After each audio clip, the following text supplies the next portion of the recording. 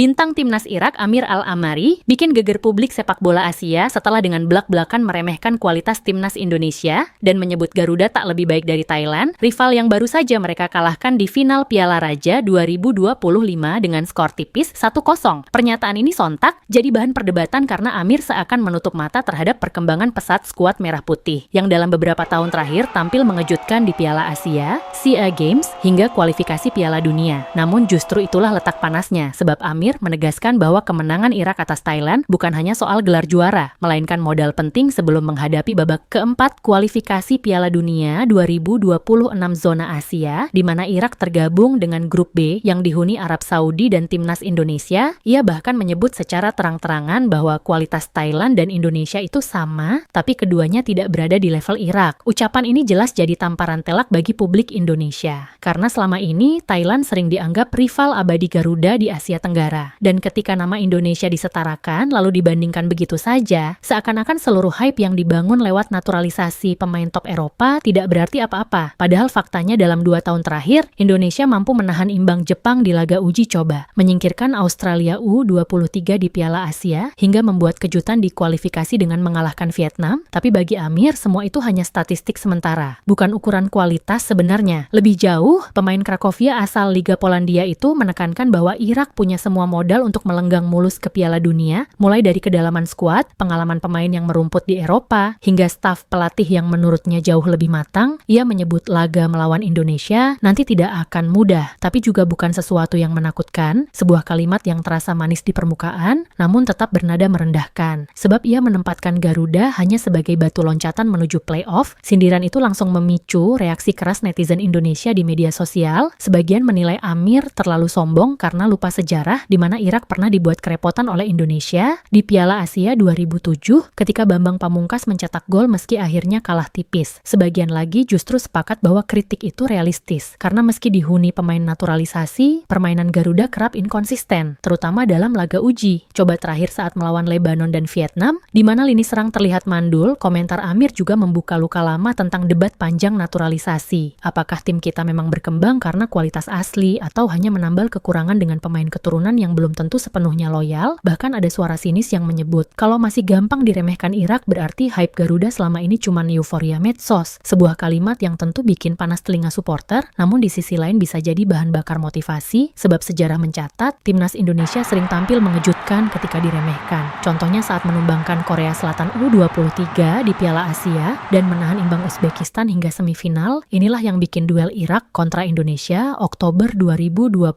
nanti jadi begitu ditunggu, karena bukan hanya soal poin di klasemen, tapi juga soal harga diri bangsa. Pertemuan kedua tim pun punya catatan panjang, di mana Irak kerap jadi momok bagi Garuda di level senior. Namun di generasi terbaru, Indonesia mulai berani melawan dengan pressing tinggi ala Shin Tae-yong, gaya yang sangat berbeda dengan Irak yang mengandalkan fisik, disiplin, dan organisasi pertahanan. Pertarungan gaya ini yang membuat duel nanti bakal panas, publik pun terbelah. Ada yang yakin Indonesia bisa kasih kejutan dengan kecepatan Marcelino dan ketajaman Ragnar Oratmangoen. Ada juga yang pesimis karena mental Garuda sering drop ketika menghadapi tim Arab yang terkenal keras dan penuh trik. Netizen pun diprediksi akan memanaskan suasana dengan komentar pedas. Mulai dari yang percaya Garuda bisa bikin Irak malu, hingga yang menyindir bahwa tim kita lebih sering trending di TikTok ketimbang di lapangan. Closing yang paling kontroversial adalah bahwa sindiran Amir seolah menguji mental Garuda. Apakah kita hanya jago kandang dengan dukungan supporter fanatik, atau benar-benar sudah pantas disebut tim elit Asia? Publik Indonesia kini menunggu jawaban, dan jika gagal maka komentar pedas Amir akan berubah jadi kenyataan pahit yang sulit ditelan.